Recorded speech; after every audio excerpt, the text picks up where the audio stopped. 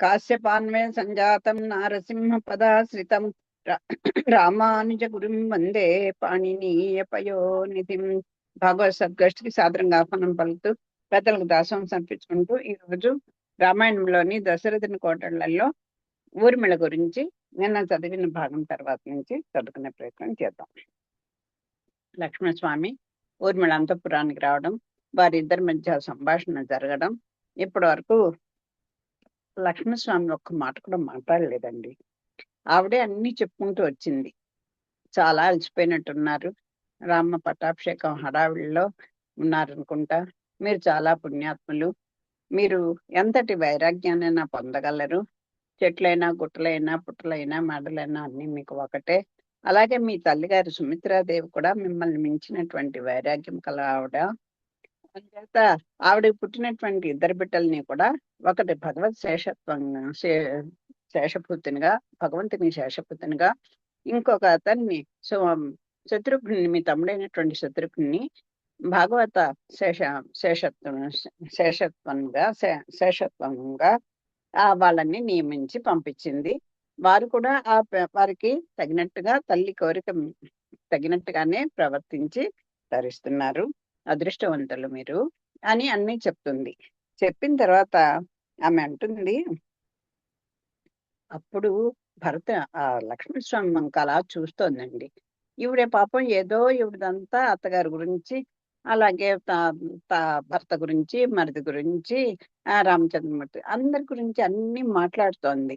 ఆ కైకేయి గురించి కూడా చెప్పింది. ఆ సౌతల్లి ఇద్దరు కూడా ఆ దశరథ మహారాజు ఎక్కడున్నా కూడా పట్టించుకున్నటువంటి ఒక విరాగి మీ తల్లి అని చెప్పి. కానీ ఈవిడ కూడా, ఈ ఊర్మిళ కూడా అంతటి విరాగియే.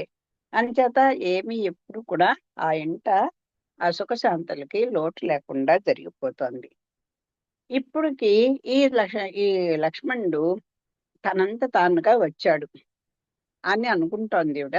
కానీ ఆ రామచంద్రమూర్తి గుర్తు చేస్తే, ఒక నిబంధనని ఏర్పాటు చేస్తే, ఈవిడ యొక్క ఆజ్ఞను తీసుకొని అడవులకు తనతో రమ్మని నిబంధన పెట్టడం చేత ఇక్కడికి వచ్చాడు. మనసు కల్లోలం అయిపోతుంది. ఇప్పుడు ఒప్పుకుంటుందా లేదా అని అనుకుంటున్నాడు. ఆ సీతాదేవికి రాముడికి జరిగిన సంభాషణ విన్నాడు. కైకేయి యొక్క కోరికలు కూడా ఈయనకి తెలుసు, ఊర్మిళకి ఇంకా తెలియలేదు. కానీ అలాంటిది వాళ్ళు ఎలా ఉంటే ఈవిడ అన్నా మాట్లాడకుండా ఊరుకుంటుందా, ఒప్పుకుంటుందా?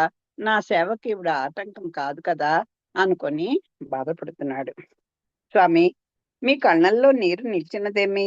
రేపటి పట్టాభిషేక సమయమునకు మరిదిగారిచ్చట లేరనియా? ఎందుకు అంత బాధపడుతున్నారు? ఈవిడికి ఇంకొక ఆలోచన లేదండి. ఈవిడ పాపం పట్టాభిషేక ఆ సంబరాల్ని తలుచుకుంటూ రేపు జరగబోయే శుభదినానికి ఎదురు చూస్తూ మహా ఆనందంగా ఉంది. కానీ ఎవరిని పిలవలేదని తెలిసింది. అయ్యో, ఏమీ మీ తమ్ముడు రాలేదనా? లేకపోతే మీ సవితి తమ్ముడైనటువంటి ఆ భరతుడు కూడా రాలేదనా మీరు బాధపడుతున్నారు? కానీ మీ అన్నదమ్ముల యొక్క అనుబంధమే అనుబంధం అండి. అని ఇంకా అది సంతోషం అనిపిస్తుంది. ఆ అన్నదమ్ములు, అక్క చెల్లెలు అందరూ కూడా ఒకరి మీద ఒకరికి, మాకు మీరున్నారు, మీకు మేమున్నాం అనేటువంటి ఎవరికి వాళ్ళు తృప్తిగా ఉంటే ఎంతటి బాంధవ్యం అండి అది. ఇంకా ఏం కావాలి? అంతటి అనురాగ బాంధవ్యములు ఉన్నచో వేరేమి కావలను? ఎప్పుడో ఒకప్పుడు ఈ ఊర్మిళయు తరించి పోగలదు. మీకే కాదులేండి, నాకు కూడా అలాంటి రోజు వస్తుంది. చక్కగా నేను కూడా అలాగే అనుబంధాలని నిలబెట్టుకుంటూ ఉంటాను. మీ తండ్రి గారు గృహప్రవేశ వేడుక నిమిత్తమై మిమ్మల్ని ఇచ్చటికి పిలిచినప్పుడు అసలు వీళ్ళకి రెండో సంభాషణ ఏమో అనిపిస్తుంది నాకైతే. మొదటిసారి గృహప్రవేశం టైంలో కొత్తగా ఇంటికి కొత్త కోడలు వచ్చినప్పుడు మా అమ్మగారు చాలా చాలా వేడుకగా, అంత చక్కగా వాళ్ళు స్వాగతిస్తారు. కానీ ఈ అమ్మాయికి సిగ్గే, ఆ పెళ్లి కొడుకు కూడా అంతో ఇంతో సిగ్గే. అలా ఉన్నప్పుడు అది చెప్పుకుంటోంది. మీ తండ్రి గారు గృహప్రవేశ వేడుక నిమిత్తమై మిమ్మల్ని ఇచ్చటికి పిలిచినప్పుడు నేను బాలికను, పైగా కొత్త పెండ్లి కూతురును. ఆనాటి కొత్త సిగ్గుచే మిమ్మల్ని ముందుగా పలకరించలేకపోయితిని. నన్ను చూచుటకు మీరును ఉత్సాహము చూపకపోయితిరి. నాకు ఆనాడు కనిపించుట మరల ఇదే మీ దర్శనము. ఏమి చేయగలను? చూడండి అసలు ఎంత ఆశ్చర్యం అంటే, ఈవిడ ఆ కాపురానికి వచ్చిన మొదటి రోజున ఏదో శుభముహూర్తంలో అని చెప్పాడు కదా! ఈవిడ అందాన్నంతా కూడా చూశాడు, మురిసిపోయాడు. అసలు అప్పుడు కనిపించారండి మీరు. అప్పుడు నేను చిన్నదాన్ని. పైగా కొత్తగా పెళ్ళైన కొత్త పెళ్లి కూతురిని. మిమ్మల్ని ముందుగా పలకరించాలంటే నాకు సిగ్గుతెరలు అడ్డొచ్చాయి. నన్ను చూచుటకు మీరును ఉత్సాహం చూపకపోతిరి. పోనీ మీరేమన్నా ఒక్క అడుగు ముందుకు వేసి నన్ను పలకరిస్తారా అంటే, అసలు నన్ను నా వంక చూడ్డానికి మీరంత పెద్దగా ఇష్టపడలేదు. అంచేత ఈయనకెప్పుడు కూడా ఏదో తండ్రి ఆజ్ఞ మీద ఆ జనక మహారాజు కోరిక మీద పెళ్లి చేసుకున్నాడేమో అంతే తప్ప, ఈయనకేమి భోగాల మీద ఆసక్తి లేనివాడు ఈయన. అదిగో వాళ్ళ చూశాను మిమ్మల్ని. మరల ఇదే మీ దర్శనం. ఏం చేయగలను? చూడండి మళ్ళీ ఇవాళ వచ్చాట ఈమె దగ్గరికి. సరే, ఆనాడు గడిచిపోయింది. ఆ మర్నాడే దాసిని చూడ రాకూడదా? తమ తమ కొరకు ఎదురు చూచి చూచి కళ్ళు వాచిపోయినవి. ఈ మేడపై చివరి భాగమున నిలిచి మీ కొరకు అన్ని వైపులా చూచితిని. అదెంతటి రామచంద్రుని దాస్య సుఖానుభవమో! అబ్బా! అసలు అంటోంది నిజంగా ఆశ్చర్యంగా ఉంది. ఓ రకంగా ఈవిడకి తలుచుకుంటే పాపం కొంచెం బాధ అనిపించదండి? అదే సరే, మొదటి రోజున మీకేదో కొత్త ఇది. పోనీ ఆ మర్నాడైనా నన్ను చూడ్డానికి రావాలని అనిపించలేదా మీరు? ఒకసారి రాకూడదా? మీకోసం ఎంత చూశానో తెలుసా? ఆ మేడ మీద ఆ చివరి భాగంలో ఆ పిట్టగోడ దగ్గర చేతులు పెట్టుకొని ఇటోసారి, అటోసారి, ఈ సందుకి, ఆ సందుకి అలా ఎదురు చూస్తూనే ఉన్నాను కదా! నా చూసి చూసి నా కళ్ళు కాయలు కాచిపోయాయి. ఇంకేం చేయను? కానీ అంటే ఇంత సౌందర్యవతి ఈవిడ ఎలాంటిది? ఈవిడ స్వరూప స్వభావాలు ఇప్పటి వరకు మనం చదువుకున్నాం. ఇలాంటి ఆవిడని కూడా పోనీ ఏదో కురూపుకిచ్చో పెద్దవాళ్ళు చూడండి పూర్వం అలాగే చేసేసేవారు. ఆ 25 ఏళ్ళు తేడా ఉండడం. వీళ్ళు పసిపిల్లలుగా ఉండడం. వీళ్ళకి అన్నీ తెలిసి కాపురానికెళ్ళేసరికల్లా ఆ భర్తలు చనిపోవడం. తొందరగానే పాపం విడోలుగా మారిపోయి పుట్టిళ్ళకి చేరటం. ఈ వీళ్ళకి చాకరీలు చేస్తూ ఉండడం. చాలా కథలు చాలా ఇదిగా మనకి ఇళ్ళల్లో పూర్వం నుంచి అందరం చూస్తున్నది. అప్పుడు కన్యాశుల్కాలుండేవి కొన్నాళ్ళు. ఆ తర్వాత మారిపోయి. పాపం వాళ్ళకి ఏ భోగం లేదు. కానీ ఈవిడ ఇంతటి అందాల రాశి, ఇంత విధేయతలు కలిగినటువంటి ఈ అమ్మాయిని కూడా చూడాలి అని ఒక్కసారిగా కూడా అనిపించకపోవడానికి ఇంతకన్నా ఎప్పుడండి ఒకటి వదిలేస్తాం? మనం అనుభవిస్తున్న దానికన్నా ఇంకా ఏదైనా తనకి అనుభవం ఇంకా కొత్తగా ఉండి దాన్ని వదలలేనటువంటి స్థితి ఏర్పడినప్పుడు కదా! ఉన్నది వదిలేసుకుంటాం. అంటే ఇంకో స్త్రీతో ఏమన్నా రాసక్రీడలు మొదలయ్యాయా ఈయనకి అంటే, "ఏమీ లేదండి" అంటోంది. అబ్బబ్బా! అదెంతటి రామచంద్రుని దాస్య సుఖానుభవమో తెలుసా? తెలుసా భవమో? అబ్బబ్బా! అది కదా రామచంద్రమూర్తి యొక్క సేవా పరతంత్రత. ఆ సేవలో ఉన్నటువంటి మీ అనుభవం అమృతప్రాయం కదా! ఏదో మామూలుగా అయితే కదా అమృతం అయితే ఇది ఇంత చాలు అని ఎవరికీ అనిపించదు కదా! ఆ భగవత్ సేవ రుచి తెలిసిన వాళ్ళకది తెలుస్తుందండి. ఆ ఆ దాస్య సుఖానుభవం. ఏమన్నా ఆయనతో అంశతుల్కాల్పాల మీద ఆయనతో పాటుగా ఉండడం కాదు కదండీ! ఆయన పాదాల చెంత ఒక ఒక దాసుడుగా, ఒక సేవకుడుగా పడి ఉండడమే కదా! అది ఎంత దాసత్వంలో కూడా అంత సుఖం ఉంటుంది అనేది తెలుసుకున్నటువంటి మహాభాగ్యశాలి ఈవిడ. అబ్బా! ఆ దాస్య సుఖానుభవము ఎంతటిదో కదా! రఘువంశ స్వామి సపర్యతో తమ కాలమంతయు గడిచిపోచున్నది. ఆ రామ సేవలోనే కాలమంతా గడిచిపోతుంది. మీ మనసులో ఊర్మిళ విషయము జ్ఞాపకము లేనే లేదు. ఏదో పెళ్లి చేసుకున్నాం, ఇక్కడికొచ్చాం తప్ప అసలు నా జ్ఞాపకమే మీకు లేదు. అదేమియో కానీ ఈవేళ ఇంత దయ కలిగినది. ఏమిటో నా పంట పండింది. ఇన్నాళ్ళకి నేను గుర్తొచ్చాను. ఇప్పటికి నా దగ్గరికి మీరొచ్చారు. ఇంతకును మీ అన్నగారి ధర్మమాయన్ని ఇన్నాళ్ళకి ఇచ్చటికి విచ్చేసితిరి. ఆయన బహుశా ఆయన వెళ్ళునైనా ఓసారి నీ భార్యను వదిలేసి చాలా రోజులైందని ఏమన్నా గుర్తు చేసి ఉంటారేమో. ఆయన పుణ్యమాని ఇక్కడికొచ్చారు మీరు అంటోంది. అంతేగాని జరిగిన విషయం పాపం ఎందుకొచ్చాడనేది తెలీదు కదా ఈవిడకి. పోన్లెండి. ఆ రామచంద్రమూర్తి దయ నా మీద కలిగింది. మిమ్మల్ని ఇక్కడికి పంపించారు. మీకైతే అసలు ఆ ధ్యానమే ఉండేది కాదు. ఇంతటి వైరాగ్యము మీకీ కన్నీరెందుకు? ఎప్పుడండి బాధొస్తుంది?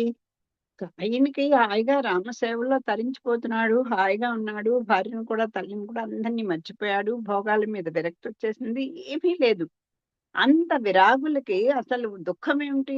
దుఃఖం ఎప్పుడొస్తుంది? మనం అనుకున్నటువంటి కోరికలు తీరకపోతే కదా! క్రోధం ఏదో కొంతసేపు ఏడుస్తాం. కొంతసేపు దెబ్బలాడతాం. అన్నీ అయిన తర్వాత ఇంకేం చేయలేకపోతే ఏడుస్తూ కూర్చుంటాం. అలాగా ఇంత మీకు వైరాగ్యం ఉన్నటువంటి మీకు ఈ కన్నీళ్ళు ఎందుకొస్తున్నాయి? దీనికి ఏ కారణమును కనిపించదు. అసలు నాకు ఏమీ కారణమే కనిపించట్ల. మీకు రాజ్యం మీద ఏమీ ఆశ లేదు. పోనీ రేపు రామ పట్టాభిషేకం అయిపోతుంది. అయ్యో! రాజ్యం కోల్పోతానేమో, ఈ సింహాసనం నేను కూడా దక్కించుకోవాలనేటువంటి దురాశ మీకసలేం లేదు కదా! అసలు నాకు ఏ కారణం కనిపించట్లేదండి. రామ పట్టాభిషేక సమయం కనుక సోదరులు భర్త శత్రుఘ్నుల జ్ఞాపకమునకు వచ్చెదరు. వీళ్ళకి ఒకళ్ళంటే ఒకళ్ళు చాలా అన్యోన్యమైనటువంటి ప్రేమాభిమానాలున్నాయి కదా! అంచేత మీరు దుఃఖపడుతున్నది అదిగో ఆ భరతుడు, శత్రుఘ్నులు రామ పట్టాభిషేకానికి రాలేదు కదా అని మీరు బాధపడుతున్నారని నేననుకుంటున్నాను. అందుకని వాళ్ళు మీకు గుర్తొచ్చి మీరు బాధపడుతున్నారా అని అడుగుతాను. శుభ సమయంలో ఆప్తులు దగ్గర లేకుండినచో బాధగానే ఉండును. అంతే కదా! ఏదైనా ఒక మంచి వస్తువున్నా, ఒక మంచి సమయమైనా, ఒక మంచి విషయం ఉన్నా, లేతే ఒక మంచి అనుభవం ఉన్నా, ఒక పెద్ద సందడి చేసుకుంటున్నా, ఎవరైనా బిడ్డలు దూరంగా ఉంటే, ఏ ఒక్కళ్ళు దాంట్లో లేకపోయినా వెళ్లి ఎంతగా బాధపడతారండి అందరూను. అలాగా అయ్యో! ఉన్న వాళ్ళు నలుగురిలోనూ ఇద్దరు దూరంగా ఉన్నారు కదా! ఏం చేస్తాం? అది అందరూ ఉంటే బావుంటుంది గదా! అది బాధగానే ఉంటుంది పాపం మీకు అని కొంచెం ఓదారుస్తుంది. మీ కొరకు నేనును మనసే ఇల్లుగా చేసుకొని అందులో పుట్టెడు భావములను వాకిట్లలో నిలబడి స్వామి మీ కొరకిన్ని సంవత్సరములు ఎదురు చూచితిని. అదిగో మీరు ఇప్పుడు ఈ సందడికి మీ తమ్ముళ్ళు రాకపోతే మీరు ఎంత దిగులుగా అయ్యో! వాళ్ళతో ఉంటే ఎంత బావుండేది. ఎంత వేడుకగా జరుపుకునేవాళ్ళం. ఇలా ఎన్నో మీరు ఊహించుకుంటారు. అలాగే మిమ్మల్ని కూడా నేను ఓ పు మిమ్మల్ని నేను మనసే ఇల్లుగా చేసుకున్నాను. ఇదిగో నా మనసంతా మీరే. ఇంకా వేరే నాకు ఈ ఈ అంతఃపుర సౌఖ్యాలు కాదు. నా మనసే ఇల్లుగా చేసుకున్నాను. ఇంగో ఏదో చెప్తాను కదా! హృదయంలో గుడి కట్టుకొని పూజిస్తానన్నట్టు. అలాగా మిమ్మల్ని మీ గురించి ఎన్నో పుట్టెడు భావాలు మీతో ఇలా ఉండాలి, ఇలా ఉండాలి ఎన్నో కొత్త పెళ్లి కూతురుగా పాపం ఆనాటి నుంచి ఈనాటి వరకు కూడా పాపం ఆ భర్త కోసం భర్తతో ఇలా గడపొచ్చు, ఇలా ఉండొచ్చు, అలా ఉండొచ్చు అనుకుంటూ పుట్టెడు భావములతో వాకిట్లో నిలబడి ఇన్ని సంవత్సరాలు మీకోసం ఎదురు చూశాను. నా మూగబాధ, మధుర ప్రణయములో తృప్తినందని నా కోరికలు లోకమునికి ఏమి తెలియను. ఇదిగో ఆవిడ గురించి అమ్మ ఈవిడకి పాపం అత్తగారిని ఏమన్నదు, ఏమి గొడవలు పెట్టదు. ఆ త త భర్త దగ్గరికి రాకపోయినా ఆ సుమిత్రలాగే ఈవిడ కూడా అలాగే పాపం అణిగిమణిగి ఉంటుంది. ఆ భర్త వచ్చినప్పుడు సేవలు చేసి ఇలా చెప్పుకుంటారు పైకి కనపడేది. కానీ ఆ లోపల ఆవిడ కూడా ఒక స్త్రీయే కదా! ఆ మధుర ప్రణయంలో తృప్తినందని కోరికలు, ఆ భర్తతో తను ఎన్నో సుఖానుభవాలు అనుభవించాలి. ఏదైనా మంచైనా, చెడైనా భర్తతో అనుభవించాలనేటువంటి కోరిక ఉంటుంది కదా! అది నా మూగ బాధ. ఎవరికి తెలుస్తుందండి? భర్త ప్రేమ దృష్టి పడని మనసుకు శాంతి ఉండునా? ఎన్ని భోగాలున్నా సరే సమ్మానిత సీత అంటారు. ఆ పతి చేత సమ్మానింపబడినటువంటి స్త్రీ జన్మ కదా సార్థకమవుతుంది. అదిగో అది నాకొక్కటి కొరత అయిపోయింది. మీ ప్రేమ అనేటువంటి ఆహ్, ఆహ్, ఆ మధురమైనటువంటి చినుకు నా మీద పడలేదు. ఏం చేస్తాను? అందుచేత నాకు శాంతి లేకుండా అయిపోయింది ఇన్నాళ్ళు. దూరంగానున్న భర్త శత్రుఘ్నులు తెల్లవారేసరికి రాలేరు కదా! దీని కొరకు విచారమా? ఈ తెల్లవారితేనే ఇంకా రామ పట్టాభిషేకం. ఎప్పుడు వాళ్ళు కబురు పెట్టినా భరతుడు, లక్ష్మణుడు తెల్లవారేసరికి రాలేరు. అదే మీకు విచారము అని మళ్ళీ అడుగుతుంది. ఎంత బలమైన కారణములను ధీరులు ఏమాత్రం విచారమును పొందరు. చూడండి ఆ మాటల్లో ఒకసారి అనునయం, ఓసారి ధైర్యం చెప్తోంది. ఓసారి తన తన బాధని చెప్పినట్టుగా చెప్పుకుంటోంది. పోన్లేండి ఇప్పటికైనా వచ్చారని ఒక తృప్తిని చూపిస్తోంది. చూడండి ఆ స్త్రీలో రకరకాలైనటువంటి భావాల్ని భా భావ భావములని ఎంత చక్కగా తెలియజేస్తుందో చూడండి. మళ్ళీ ఏవండి అలా మీరు ఎంత ధీరులు, ఎంత ధైర్యం కలవారు. అలాంటి మీరు ఎవ్వరిని లెక్క చేయరు కదా! అలాంటి వారు మీకు ఆ ధీరులైన వాళ్ళు ఎక్కడైనా ఏదైనా చిన్న కష్టం వస్తే అలాగా హ్మ్. దిగులు పడిపోతారా చెప్పండి అని చెప్పి అంటోంది. ఇది ధీరత ఇది ఇది ఇది అధీరత లక్షణం. అదిగో ధీరులు కాని వాళ్ళ లక్షణం అండి. నిజమైన ధీరుడికి ఇలాంటి కష్ట సమయాల్లో ఏమీ ఆహ్, అలసత్వం రాదు అని చెప్తుంది. ఒక సందేహం వెల్లడి చేసేదను. నాపై కోపగించరు కదా! ఇదిగో నాకొక సందేహం కలుగుతోంది. నాకు చెప్పాలనుంది. చెప్తాను. కానీ విన్నాక మీకు మాత్రం మీరు కోపగించుకోకూడదు. ఈరోజు రామస్వామికి మహారాజు రాజ్యమిచ్చుచుండగా మీ సోదరుడు ఆ రామచంద్రునిపై మీ విషపు చూపు పడినట్లున్నది. అదే నిజమై ఉండెను. మీ బాధ అర్థమైంది. జ్ఞాతులకుండు అసూయ కలిగినది. ఇది తగునా? చూడండి. ఎంత ఎంతటి దృష్టి ఉందో ఇవిడు చూడండి. రామస్వామికి రాజ్యమిచ్చుచుండగా మీ సోదరు మీ సోదరుడు ఆ రామచంద్రునిపై మీ రామచంద్రునిపై మీ విషచూపు పడినట్లున్నది. ఆ అదే నిజమై ఉండును. మీ బాధ అర్థమైనది. అజ్ఞాతులకుండు అసూయ కలిగినది. ఇది తగునా? అంటే ఏంటి? తన తర్వాత తన తనకి అంటే తనకి రాజ్యం కావాలన్న కోరిక నాకెక్కడ కనిపించట్లేదు. ఆయన తర్వాత రామచంద్రమూర్తి తర్వాత రాజ్యం వచ్చేది ఎవరికి? భరతుడికే కదా! భరతుడే పెద్దవాడు కదా! అంచేత ఆ సోదరుడికి మీ రామచంద్రుని మీద ఏదైనా ఒక విషపు అంటే ఏమో భరతుడికి రాజ్యం మీద కోరిక ఉన్నది. ఏదో చిన్న అసూయ పడుతున్నాడు అని ఏదన్నా మీకు తెలిసుంటుందా? అదా రామచంద్రునికి ఏ మాత్రం కష్టం కలిగినా మీరు తట్టుకోలేరు కదా! అంచేత పొరపాటు అలా ఏదన్నా అలా ఆశపడుతున్నాడేమో అని మీకు అనిపిచ్చిందా? అంతే అయితే అదే నిజమై ఉండును. మీ బాధ అర్థమైనది. అదే కదా! తనకేం కోరికని చెప్పట్లేదు. ఆ భరతుడికి తన రామరాజ్యం మీద ఏదన్నా ఆ ప అయ అయోధ్య సింహాసనం మీద ఏదన్నా ఆశ కలిగిందా? రామచంద్రుని మీద ఏమన్నా విషపు చూపు పడిందా? అలా ఏమన్నా జరిగుందా? నేనిలా అంటున్నాను మీరేం కోపం తెచ్చుకోకండి. జ్ఞాతులైన వాళ్ళకి కొంచెం అసూయ అనేది ఉంటుంది. అంతే కదా! ఏదన్నా తల్లిదండ్రుల ఆస్తిపాస్తులుంటే అందరికీ కొంచెం ఒకళ్ళకి ఎక్కువైనా, తక్కువైనా ఇదైనా ఒకళ్ళకొకళ్ళు కొంచెం దాంట్లో చికాకు పడుతూ ఉంటారు కదా! ఊర్మిళ పలికిన చివరి మాటలు విన్నంతనే లక్ష్మణుడు హా! ఊర్మిళ అది కానే కాదు. చూడండి ఇప్పటికిప్పుడండి తన తమ్ముడి మీద అంటే తన సోదరులందరికీ ఎవరికైనా రాముడి మీద అసూయ కలిగిందా అన్న మాటను కూడా తట్టుకోలేకపోయాడు. ఇప్పటికి నోరిప్పాడు. "హా! ఊర్మిళ అదేం కాదు కాదు" అనేశాడు. అని గద్గద కంఠంతో పలికి తన చేతిని ఊర్మిళ నోటిపై ఉంచి ఆపుము. నీ కఠోర వాక్యమును పిడుగుల వంటి ఈ మాటలను నా మనసు ఓర్చుకొనలేదు. కోపం వచ్చేసిందండి. ఆయనకి ఏదన్నా ఎవరినన్నా తన అన్నదమ్ములను కానీ వాళ్ళని కానీ అంటే మామూలు మానవులకే వచ్చేస్తుంది. ఎంతైనా వాళ్ళు కొట్టుకుంటారు కానీ పక్కవాడు ఎవరన్నా అంటే భరించలేరు కదా! అది సహజం గదా! అంచేత ఈయన పాపం అలాంటిది కూడా ఈ ఈ రా ఈ రామలక్ష్మణ భరత శత్రుఘ్నుల్లో అలాంటి భేదమే లేదు కదా! అంచేత ఆ మాటని చాలా బాధైపోతుంది. గద్గదమైనటువంటి స్వరంతోటి "ఊర్మిళ ఆపు ఎంతటి మాట అనేసావు. నేను ఇలాంటి కఠోరమైనటువంటి మాటల్ని నేను వినలేకపోతున్నాను. అలా అనకు. పిడుగులాగా అనిపించేటండి. ఒక్కసారి పిడుగు పడితే చెవులు ఎలా గడీలు పడిపోతాయో, ఈవిడ మాట్లాడినటువంటి ఆ మాటని తట్టుకోలేకపోయాడు. ఆపుము. నీ కఠోర వాక్యమును పిడుగుల వంటి ఈ మాటలను నా మనసు ఓర్చుకొనలేదు. నీకిట్లనుట తగదు. నువ్విలా మాట్లాడడం న్యాయం కాదు ఊర్మిళ. నువ్వు అలాంటిదేమీ లేదు అని చెప్తున్నాడు. నా స్వభావంను గుర్తించక లేనిపోని అపోహలను నా తలకు చుట్టుకుము. ఈవిడ ఈయన గురించే అన్నది. ఇదేనా అవ్వచ్చు. భరతుడు పెద్దవాడు కనుక వాళ్ళకైనా పడిందా అనొచ్చు. నాకలా గబుక్కున అనిపించింది. కానీ ఇప్పుడు ఈయన అంటున్నాడు. నీకట్లా అనుట తగదు. నా స్వభావంను గుర్తించక లేనిపోని అపోహలను నా తలకు చుట్టకుము. ఇదిగో ఏదేదో ఊహించేసుకొని మాకు అపార్థాలు కలిగించి నన్ను అపార్థం చేసుకోకు. నేను అలాంటి వాడిని కాదు. వజ్రపు దెబ్బల వంటి ఎంతటి తీవ్రమైన మాటలంటివి. వజ్రాయుధపు దెబ్బైనా భరించచ్చుటండి. చెడు మాటల్ని మాత్రం భరించలేంట. ఈ ఆర్యోక్తిలో చెప్తారు.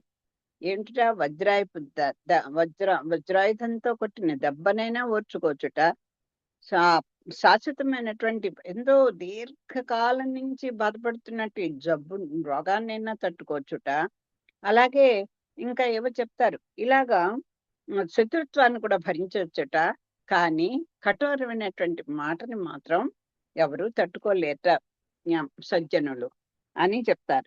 అలాగే మంచి మాట కూడా ఎలా ఉంటుంటా, చక్కని మలాయి మారుతంలాగా, చందనపు పూతల్లాగా, అమృతపు జల్లుల్లాగా అలా ఉంటుంది. అంటే ఒక మనిషిని మనసుని చంపేయడానికి ఒక్క మాట చాలు. మాటతోటి మనిషిని బతికించవచ్చు, వాణ్ణి అధపాతాళానికి కూడా దింపేయచ్చు. అబ్బా! వజ్రపు దెబ్బల వంటి ఎంతటి తీవ్రమైన మాటలంటివి అని ఇప్పుడు నోరిప్పి ఇలా చెప్తున్నాడు. ఊర్మిళ, రాముడు యువరాజగుచుండగా సహించలేని దుష్టుడున ఈయన్నే పాపం అనుమానించింది. ఏమన్నా మీకు రామచంద్రమూర్తి మీద చిన్న అసూయపు అంటే చినుకు ఏదైనా పడిందా? మీకేమన్నా అలాంటి ఊహ ఏమన్నా వచ్చి ఉంటుందా అని ఇంకా పాపం అనలేదు. అని ఆ మాటకే తట్టుకోలేకపోయాడు. ఏమిటి రామచంద్రమూర్తి ఆ సింహాసనం ఎక్కుతుంటే అంత నేను సహించలేనటువంటి అంత దుష్టున్నా నేను నీ దృష్టిలో. ఇటు చెడు మాటలను అనలేను, వినలేను. సరదా కూడా నేను అనలేను, ఎవరిని అంటే కూడా వినలేను. ప్రేమతో జాలితో రచించిన రామకథకు విద్యాగంధం లేని జడుడెవడో వ్రాసిన సమీక్షగా నా హృదయ భావనలను పరిగణించినావా? అది ఎవరో ఎక్కడొక్కడే కవులు రకరకాలుగా అంటారు కదా. ఈయన కూడా ఎందుకు ఆ భర్తుడు వస్తుంటేనే పాపం ఆయన వచ్చేస్తున్నాడు ఈ రాముడి దగ్గరికి, ఈయనకి ఏం కీడు చేయిస్తాడో అని లక్ష్మణ స్వామి చెట్టెక్కి కూర్చొని అది అలా అందరూ కాపలా కాస్తుంటారు. అలాంటి హృదయం పాపం లక్ష్మణుడిది. ఎవరో ఏదో జాలితోటి రామకథకు విద్యాగంధం లేని జడుడెవడో, అసలు రామతత్వం ఏంటో తెలియని వాళ్ళు ఎవరో రాసినటువంటి ఒక సమీక్షలకి నా హృదయ భావనలు నన్ను పరిగణించినావా? అదేదో చిన్న దాన్ని బేస్‌గా తీసుకొని నన్ను ఇలా చిత్రిస్తున్నావా? ఈ శుభకార్యమును కాదన్న వారు లేకపోలేదు. అది నువ్వన్నది కరెక్టే. ఇలాంటి ఎవరికైనా ఒక మంచి జరుగుతుంటే సంతోషించే వాళ్ళు ఎంతమంది ఉంటే, అదుగో ఈర్ష్య పడేవాళ్ళు, దాన్ని ఎలా అయినా పాడు చేయాలనుకునే వాళ్ళు, అది జరగకుండా చేయాలనుకునే వాళ్ళు, విఘ్నం కలిగించాలనుకునే వాళ్ళు చాలా మంది ఉంటారు. నువ్వన్నది కరెక్టే. కానీ నేను అలాంటి వాడిని కాదు. ఈ శుభకార్యమును కాదని వారు లేకపోలేదు, ఉన్నారు. నా పరితాపం ఈ శుభకార్యమునకు నా సోదరులు రారని కాదు, నా వేదన నీకెట్లు చెప్పుదునా అను సంశయము నన్ను ఉక్కిరి బిక్కిరి చేయుచున్నది. చేదు విషము వంటి సమాచారమును విని ఓర్చుకున్నదివేని చెప్పెదను. ఇదిగో వేప వేప చిగుళ్ళు కాదు, వేప రసాన్ని తీసుకొచ్చి లేకపోతే ఒక విషం లాంటిదే కదా చేదుది ఎవరైనా తాగలరండి. అలాగా అలాంటి ఒక చేదు విషమే ఈ ప్రాణాలు తీసేది. అందులో ఇంకా అంటే కఠోర విషయం అంటారు చూసారా? కలకూట విషయం లాంటి ఒక సమాచారాన్ని నీకు అందిస్తాను. నువ్వు ఓర్చుకోగలనని కనుక నీకు అనిపిస్తే చెప్పు, పైకి చెప్తాను. నా వేదనంతా కూడా నీకు నీకెట్లా చెప్పను? అసలు నా తమ్ముళ్ళిద్దరూ ఈ శుభకార్యానికి రాలేదు అన్న అసలు ఆలోచన లేదు. నాకు రాజ్యం మీద కాంక్ష లేదు. నువ్వు ఏదో ఎవరో రామతత్వం తెలియని వాడు చెప్పిన ఏదో చిన్న మాటని నువ్వు నీ ఇదిగా తీసుకొని ఇలా నన్ను ఊహించుకుంటున్నావు. నేను రామపట్టాభిషేకాన్ని సంతోషించినటువంటి అంత దుష్ట మనస్తత్వం కలవాడిని కాదు నేను. కానీ నా బాధంతా నీకేం చెప్పను? ఎలా చెప్పను? నన్ను ఆ సంశయం, నేను చెప్పే మాటకి నువ్వసలు బతుకుతావా? బతకవా? అని నాకు అదొక పెద్ద భయమేస్తోంది. నన్ను ఇలా ఉక్కిరి బిక్కిరి చేసేస్తోంది. అదేమన్నా శుభవార్త అని చెప్పడానికి. అంచేత కాలకూట విషం లాంటిది ఆ మాట. అది విని నువ్వు ఓర్చుకోగలను అంటే చెప్పు, నేను చెప్పేస్తాను అన్నాడు. ఊర్మిళ, మున్నుల మాట ఏమో చెప్పలేను.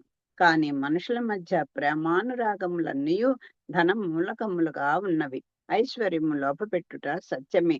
దీనికి రుజువు కైకేయి కైకేయి మూలముగా నేడు కనిపించుచున్నది.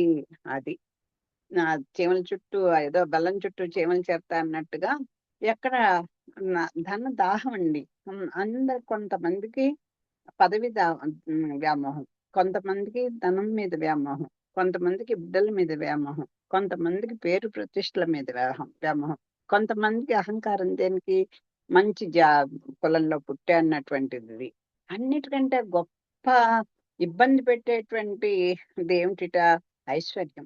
ఆ ధనం కనుక ఉంటే ఇంకా చూసుకోండి, ఇంకా వాడికి నువ్వు ఎక్కువ వీడి తక్కువ. ఇంకా మనం ఎక్కడో చదివాం కూడా ఈ మధ్యన, ఆ చనిపోయిన వాళ్ళని ఇంకా శవం వీధిలో ఉండగానే ఆ ఆ అక్క చెల్లెలు వీళ్ళు ఆడపిల్లలందరూ అమ్మ ఈ బంగారాన్ని ఎవరికి ఇచ్చింది, ఎవరికి దాచింది, ఏం చేస్తుంది, కోడలికి ఇస్తుందా, కూతుళ్ళకి ఇస్తుందా అని వాళ్ళు చూసుకుంటారట. మా నాన్న ఎక్కడ ఏం కొన్నాడు, పొలాల స్థలాలా ఇవన్నీ వీళ్ళు రాశాడా లేదా, ఎవరికంత రాసేసాడో అనేటువంటి పిల్లలు, మా పిల్లలు. అలాగా ఇప్పుడైతే ఆడపిల్ల మా పిల్లలు ఇద్దరు కూడా అలాగే ఆ పెద్దలు సంపాదించిన ధనాలకు కూడా కొట్టుకుంటున్నటువంటి దాఖలాలు కనిపిస్తూనే ఉన్నాయి. ఈ ధనం అనేది అంత చెడ్డదండి, లోప పెట్టేస్తుంది, మోహం పెరిగేట్టుగా చేసేస్తుంది. అది సత్యమే, నువ్వు చెప్పింది కూడా రైటే. ఇప్పుడు రాజ్యకాంక్ష, అందుకని నాకే రాజ్యకాంక్ష కలిగిందా అని నువ్వు అంటున్నావు. అది ఒక రకంగా ప్రపంచంలో జరుగుతుంది, కానీ నేను అలాంటి వాడిని కాదు. కానీ అదిగో ఈ ధనం వల్ల ఈ రాజ్యం కోసం అని దీన్ని దక్కించుకోవాలని కైక మూలంగా ఇది కనపడుతోంది. దీనికి రుజువు కైకేయి. అంటే ధనాన్ని చూసి లోపపడేటువంటి వాళ్ళు ఉన్నారు అనేది ఈ కైక ద్వారా తెలుస్తోంది. సుఖులని సంతోషులని కొందరి పేర్లు పలవరించుచుందురు. అది సుఖం అంటే, సంతోషం అంటే ఏమిటి? సుఖం అంటే ఏంటి? ఈ ప్ర ఈ ఈ ప ఏవండీ ఇదిగో మా అబ్బాయికి చదువయిపోయింది, ఉద్యోగం వచ్చేసింది. ఏదో అంటే లౌకికమైనటువంటి కంఫర్ట్స్ అనుకోండి. ఏసీ ఉంది, కారుంది, మంచి బెడ్స్ ఉన్నాయి, మంచి ఇల్లుంది. ఇవన్నీ కూడా సుఖాన్నిస్తాయి. అబ్బా! హాయిగా ఉన్నానండి, సుఖంగా ఉన్నానండి అంటారు. సంతోషం అంటే ఏమిటి? అన్నీ ఇచ్చానండి. మా బిడ్డలు కూడా, మా కోడళ్ళు కూడా, మా కొడుకులు కూడా, మా అల్లుళ్ళు, కూతుళ్ళు అంత ప్రేమగా చూసుకుంటారు తెలుసా! మా మనవళ్ళకి కూడా నేనంటే పడి చచ్చిపోతారు అని చెప్తారు చూసారా! అది మనసుకు ఆనందం కలిగించేది సంతోషం.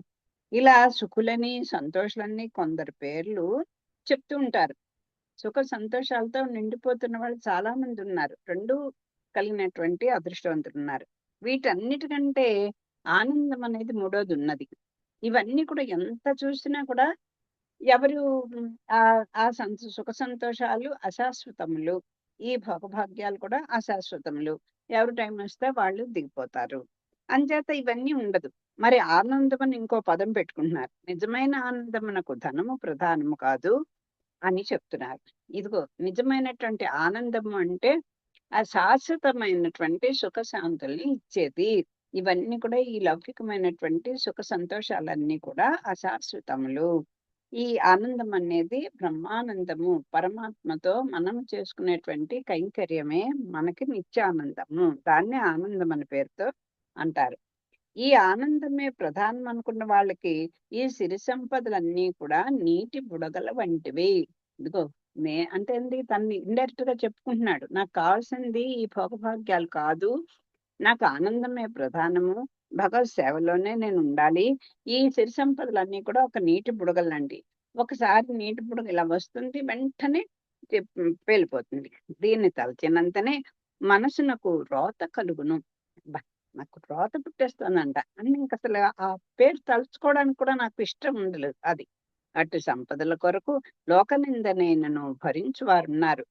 కానీ కొంతమంది ఉన్నారు ఆ సిరి సంపదల కోసమని, ఇదిగో అన్నం చంపినవాడు, తమ్ముడిని చంపినవాడు, తల్లిని చంపినవాడు, అక్క చెల్లిని చంపినవాడు, అంటే మగవాళ్ళని చెప్పడం కాదు. ఆడపిల్లలు ఉన్నారు, అత్తలు ఉన్నారు, కోడళ్ళు ఉన్నారు, పెద్దలు ఉన్నారు, బంధువులున్నారు. అందరూ కూడా ఎందుకని ఒకళ్ళనొకళ్ళు ఇలాగ చంపేసుకుంటున్నారంటే, అదిగో సంపదల కొరకు.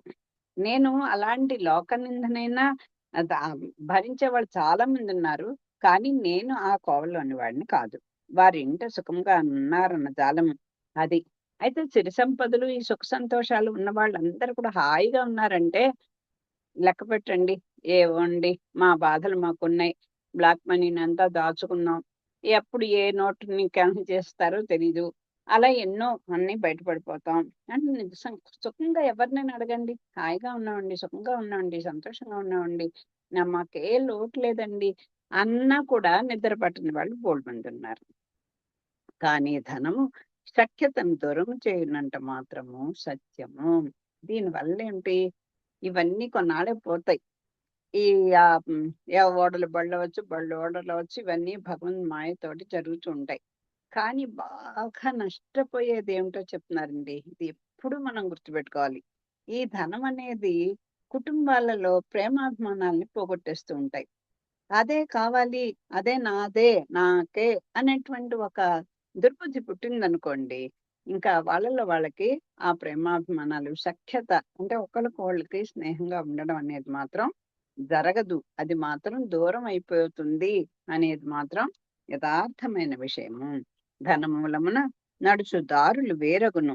ప్రేమ హృదయములలో అనుమాన పిశాచము నివాసం ఏర్పరచుకొనును. ఇదిగో ఇక ఈ ధనం వల్ల ఎన్ని నష్టాలు చెప్తారో చూడండి. చదువొక్కటే గొప్పది అని కూడా చెప్తారు.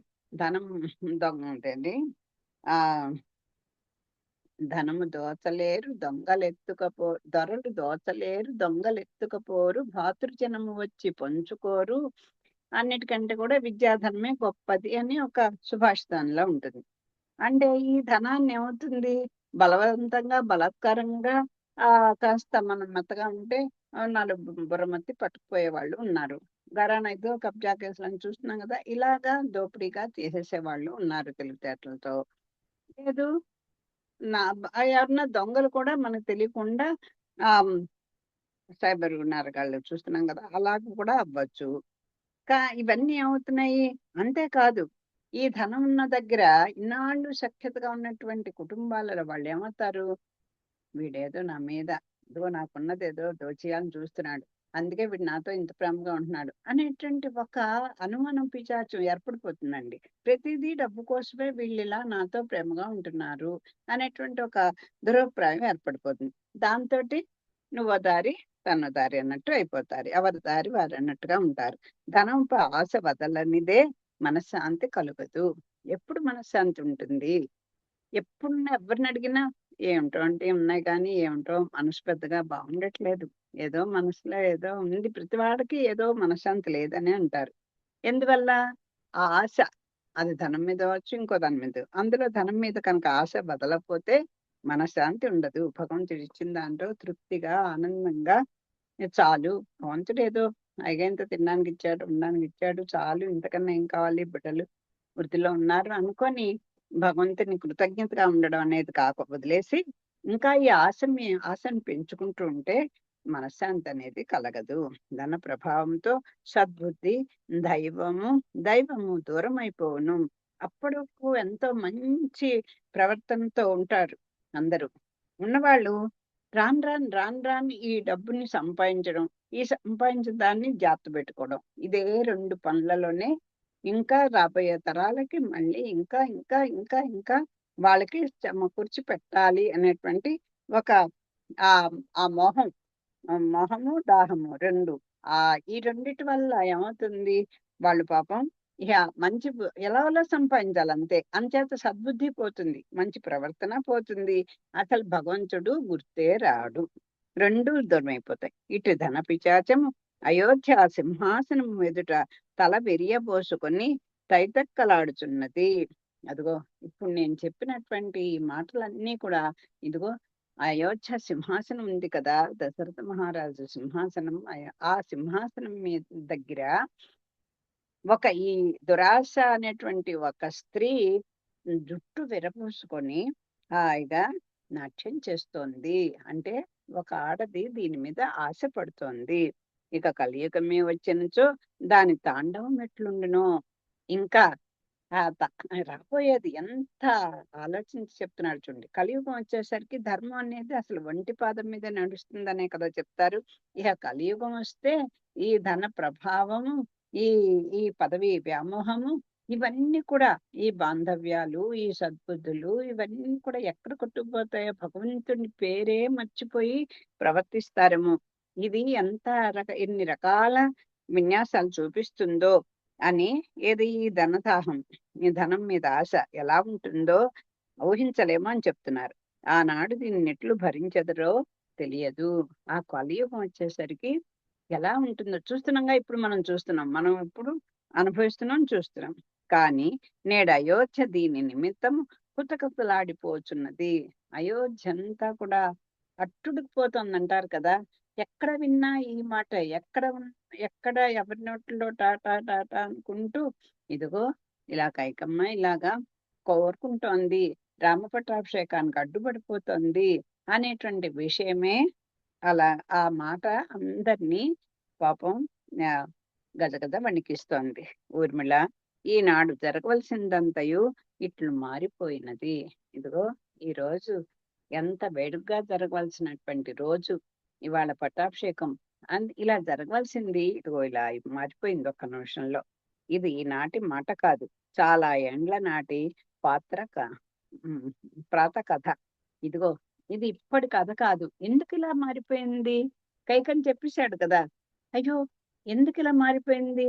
కైక అంటే అసలు ఆ ఆ భరతుడి దృష్టి ఆవిడకి లేదు. ఎప్పుడు రామచంద్రమూర్తి యొక్క ఆయన్ని చూసుకుంటూ ఆయన యొక్క మృదు మాటలతో, ప్రవర్తనతో మురిసిపోయిన ఆవిడే ఎక్కువ. అందుకని ఎందుకు ఇలా మారిపోయిందో చెప్తున్నాడు పాపం. ఇది ఇప్పుడు పుట్టిన బుద్ధి కాదమ్మా. ఎందుకు ఇలా జరగవలసి వచ్చిందంటే, ఇది ఏళ్ల నాటి మా పాత్ర కథ. ఇదిగో ఇన్నేళ్ల క్రితము ఇలా జరిగింది, అందుచేత అది ఇప్పుడు ఇలా మారింది అని చెప్తున్నారు. ఏమిటది? శంబరాసుర యుద్ధమునకై మా తండ్రి వెళ్ళిచుండగా మా సవతి తల్లి కైక కూడా వెళ్ళినదట. ఇదిగో ఒకసారి మా తండ్రి గారు శంబరాసురుడి మీద యుద్ధానికి వెళ్ళినప్పుడు ఆయనతో పాటు మా సవతి తల్లి అయినటువంటి కైక కూడా వెళ్ళింది. అవసర సమయంలో తన భర్తకు అపాయము కలుగుచుండగా ఆమె రథమునొక పక్కకు ఈడ్చినదట.